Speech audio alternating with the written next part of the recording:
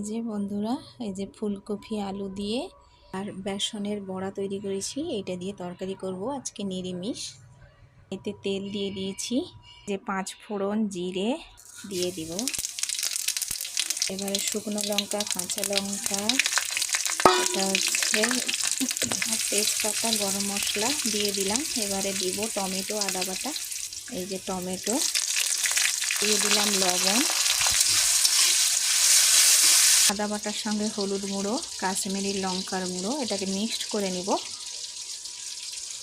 এবারে আদা, হলুদ আর লঙ্কার গুঁড়ো দিয়ে দিলাম, রেড চিলি পাউডারে।